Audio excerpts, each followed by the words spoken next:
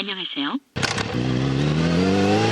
2003년 론칭 버전업을 거듭하다가 2017년도에 돌연 단종된 미들급 레플리카의 대표작 CBR600RR 2024년 유로5 플러스를 충족하고 부활하며 많은 관심을 모으고 있습니다. 큰 관심을 모을 수밖에 없는 배경, 올드팬과 요즘 20대 라이더 모두에게 매력을 어필하기 때문일 것 같은데요. 구체적으로 보면 레거시 디자인 모티브를 훼손하지 않은 외형 복각을 꼽을 수 있을 것입니다. 이른바 똥꼬 머플러를 보는 것만으로도 가슴 설렐 올드 팬들이 많을 테죠. 아울러 사기통 신차가 드문 시대에 미들급 고 RPM 레플리카 신작은 전체 시장의 관심을 불러일으킬 수밖에요. 사실 내연기관을 좋아하는 사람들은 내심 언제 단종될지 모른다는 불안감을 갖고 있기 때문입니다. 이런 중에 유로 환경 규제에 부합하는 신작이 어렵게 등장했다는 사실만으로도 흥분되는 것입니다. 국내 매체 기자들이 내놓은 실차 시승기가 없는 관계로 해외 주요 매체 시승기를 발췌해봤습니다. 우선 MCN이라는 매체의 니비세이 기자의 시승기에서 인상적인 부분을 발췌해봅니다.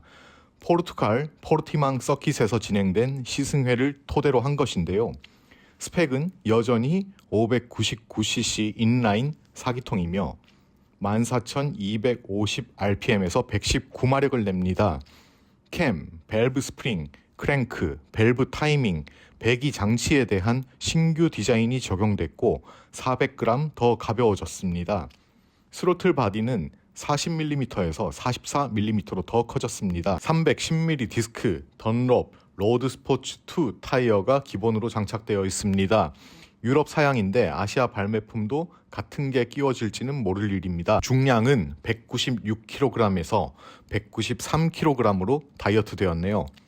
전자 제어 장치가 대거 채택됐고 새로운 ABS 장치도 탑재되었습니다.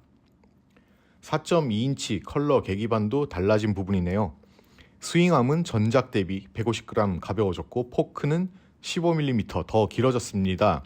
좀 더 공격적인 프런트 브레이킹을 지원하기 위해 그렇다고 하네요. ECU와 대형 라디에이터, 배기, 서스펜션 등이 세트로 구성된 레이스킷도 별도 발매된다고 합니다.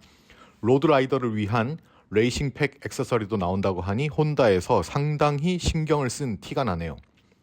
시승자의 신장은 6피트, 즉 180cm 전후입니다. 차체 크기가 조금 작다고 느끼지만 나쁘지 않았다고 하네요. 풋패그가 높지 않은데 스크린은 아주 낮은 세팅이라고 합니다. 니비스 기자는 트랙 세션을 마친 뒤 매우 타기 쉽고 모든 것이 정말 좋았다고 밝힙니다. ABS와 트랙션 컨트롤이 자신감을 키워준다고 하네요.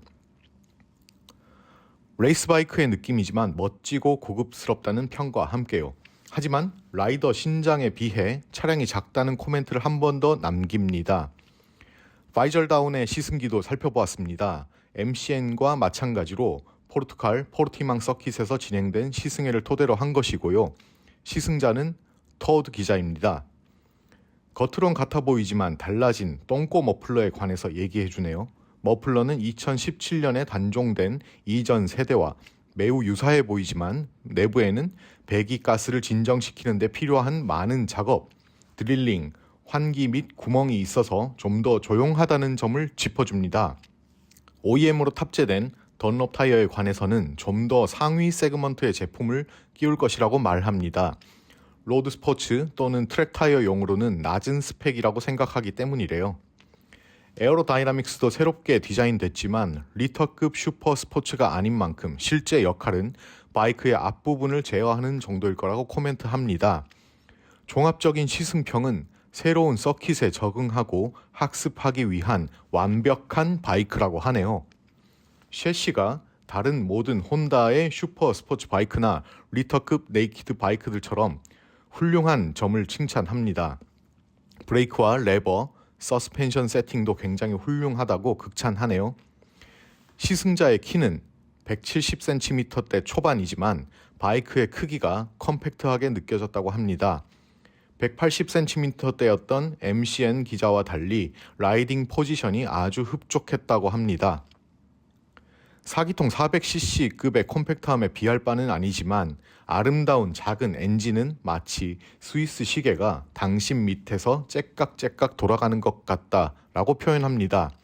정밀 기계공학의 매력을 얘기한 거겠죠. 유로5 플러스 규제를 준수함에도 불구 11,000rpm에서 미친 듯한 사운드가 매력적이라고 합니다. 오스트리아 언론인 단체 채팅방에서 다들 재밌다고 난리가 났었답니다.